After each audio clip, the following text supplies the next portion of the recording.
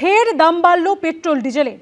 3 দিনের ব্যবধানে এই নিয়ে দ্বিতীয়বার লিটারে 86 পয়সা দাম বাড়ল পেট্রোলের, লিটারে 83 পয়সা দাম বাড়ল ডিজেলের। ফের দাম বাড়ল পেট্রোল ও ডিজেলের 3 দিনের ব্যবধানে এই নিয়ে দ্বিতীয়বার লিটারে 86 পয়সা দাম বাড়ল পেট্রোলের এবং লিটারে 86 পয়সা দাম বাড়ল ডিজেলের। 3 দিনের ব্যবধানে এই নিয়ে দ্বিতীয়বার লিটারে 86 পয়সা দাম বাড়ল পেট্রোলের এবং লিটারে 83 পয়সা দাম বাড়ল ডিজেলের।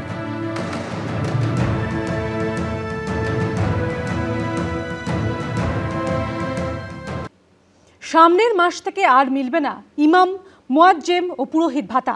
ক্যাবিনেট বৈঠকে সিদ্ধান্ত নিল নতুন সরকার। সরকারের সিদ্ধান্তকে স্বাগত জানিয়েছেন পুরোহিত ও মুয়াজ্জেমরা। তারা চাইছেন উন্নয়নের খাতে খরচ হোক ভাতার টাকা। রাজ্য মন্ত্রিসভার সোমবারের বৈঠকেও নেওয়া হলো একাধিক গুরুত্বপূর্ণ সিদ্ধান্ত। ধর্মীয় শ্রেণীবিন্যাসের ভিত্তিতে যে প্রকল্পগুলি চালু ছিল তা আগামী মাস থেকে বন্ধ করে দেওয়া হচ্ছে, অর্থাৎ পুরোহিত ও মুয়াজ্জেম ভাতা বন্ধ করার সিদ্ধান্ত নিল রাজ্য সরকার।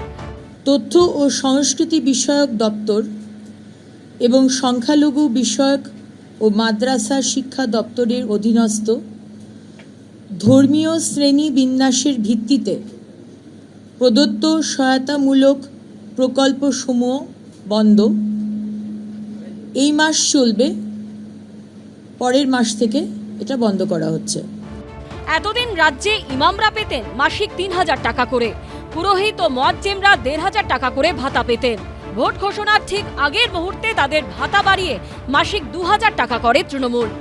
কিন্তু এবার ধর্মের ভিত্তিতে ভাতা তুলে দেওয়ার সিদ্ধান্ত নিল বিজেপি সরকার। ঠিকই কাজ হয়েছে, কারণ ভাতা দিয়ে কোনো দেশের উন্নতি হয় না। किसी अच्छे काम में अगर लगा रहा है तो ठीक है।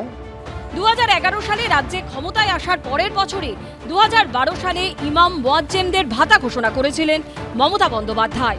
তৎকালীন রাজ্য সরকারের এই ঘোষণা নিয়ে কম বিতর্ক হয়নি। এরপর 2020 সালের অক্টোবর থেকে পুরোহিতদের জন্য মাসিক ভাতার ঘোষণা করেন মমতা বন্দ্যোপাধ্যায়। বিজেপি সরকার ক্ষমতায় আসার পর এবার ধর্মীয় ভিত্তিতে প্রাপ্ত ভাতা নিয়ে বড়সড় সিদ্ধান্ত নিল। এটা খুব ভালোভাবে দেখছি, কারণ এই ভাতা বা বেকারদের এ দিয়ে কোনো উন্নতি হয় না। সাধারণ মানুষের যত উন্নয়ন হয় আর কি।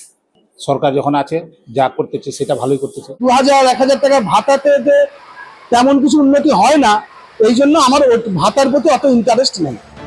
সরকারি কোষাগারের এই বিপুল টাকা বাঁচলে কি অন্য খাতে উপকৃত হবেন যোগ্য প্রাপকরা?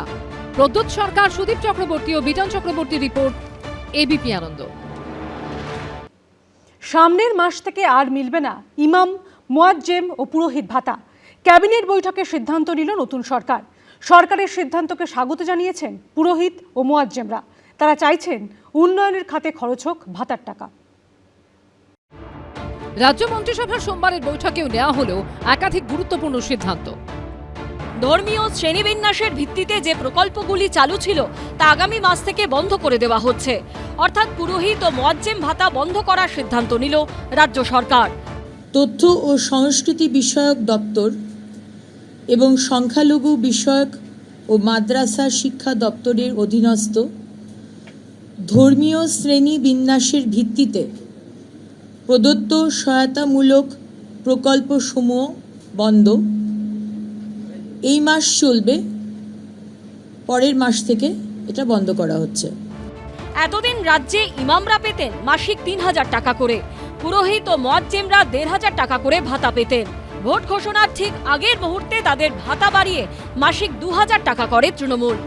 কিন্তু এবার ধর্মের ভিত্তিতে ভাতা তুলে দেওয়ার সিদ্ধান্ত নিল বিজেপি সরকার।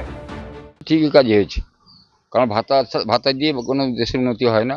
किसी अच्छे काम में अगर लगा रहा है तो ठीक है। 2011 সালে রাজ্যে ক্ষমতায় আসার পরের বছরে 2012 সালে ইমাম মুয়াজ্জেমদের ভাতা ঘোষণা করেছিলেন মমতা বন্দ্যোপাধ্যায়। তৎকালীন রাজ্য সরকারের এই ঘোষণা নিয়ে কম বিতর্ক হয়নি।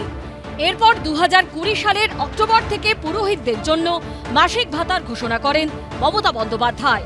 বিজেপি সরকার ক্ষমতায় আসার পর এবার ধর্মীয় ভিত্তিতে প্রাপ্ত ভাতা নিয়ে বড়সড় সিদ্ধান্ত নিল।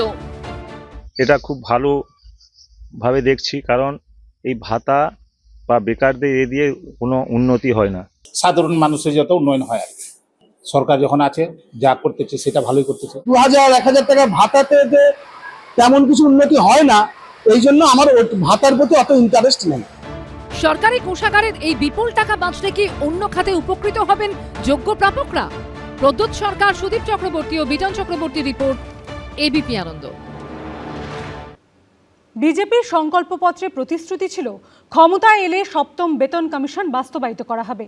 আর ক্ষমতায় এসে দ্বিতীয় মন্ত্রিসভার বৈঠকে সপ্তম বেতন কমিশনে অনুমোদন দিল শুভেন্দু অধিকারীর সরকার। আর এতেই সরকারি কর্মচারীদের মধ্যে খুশির হাওয়া। কর্মচারীদের বেতন কাঠামো সংশোধনের লক্ষ্যে সপ্তমতম রাজ্য বেতন কমিশনের গঠন। সপ্তম বেতন কমিশন গঠন, দ্বিতীয় মন্ত্রিসভার বৈঠকে বড় সিদ্ধান্ত নিল শুভেন্দু অধিকারীর সরকার। বিধানসভা ভোটের আগে বিজেপির সংকল্পপত্রে প্রতিশ্রুতি দেওয়া হয়েছিল ক্ষমতা এলে সপ্তম বেতন কমিশন বাস্তবায়িত করা হবে। 45 दिन के अंदर ही 7वें वेतन आयोग को लागू कर सभी कर्मचारियों का सम्मान करने का काम नई बनने वाली भारतीय जनता पार्टी की सरकार करेगी।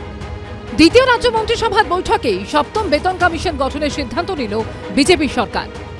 রাজ্য সরকারি কর্মচারী এবং বিধিবদ্ধ সংস্থা, বোর্ড, নিগম, স্থানীয় সংস্থা, শিক্ষা প্রতিষ্ঠান ইত্যাদি কর্মচারীদের বেতন কাঠামো সংশোধনের লক্ষ্যে সপ্তমতম রাজ্য বেতন কমিশনের গঠন। আর এতেই সরকারি কর্মচারীদের মধ্যে খুশির হাওয়া। ক্যাবিনেট বৈঠকে সপ্তম রাজ্য বেতন কমিশন গঠন করা হয়েছে। আর তাই নিয়ে কি বলছেন সংগ্রামী যৌথ মঞ্চের যারা সদস্যরা রয়েছেন, তাদের সঙ্গে কথা বলবো। এটা আমাদের দীর্ঘদিনের দাবি ছিল, সেই দাবিটাকে কার্যত মেনে নিয়েছে। আজকে কোনো মন্ত্রিসভা যখন ডিসিশন হয় সেটা কিন্তু অ্যাকচুয়াল আইন হয়ে যায়। মন্ত্রিসভা যেটা অ্যাকচুয়াল আইনসভা তো মন্ত্রিসভা, তা সেটাই করে যাবে, নোটিফিকেশন বেরোবে। আমরা বিশ্বাস করি 45 দিনের মধ্যে সেটা লাগু হবে আর কি। 15 বছর ধরে তো রাজ্য সরকারি কর্মচারী, শিক্ষক, পেনশনার সবাই বঞ্চিত। কাজেই আজকে সপ্তম পে কমিশনের ব্যাপারে সরকার যে সদর্থক ভূমিকা নিচ্ছে, এর জন্য আমরা খুশি, আমরা আশাবাদী। হবে ওটা, দেখুন সময়টা খুব কম এবং কাজটা অনেক বেশি। ডিএ বা অন্যান্য বিষয় অত্যন্ত গুরুত্বপূর্ণ এবং গ্র্যাজুয়ালি সেটা আলোচনা হবে।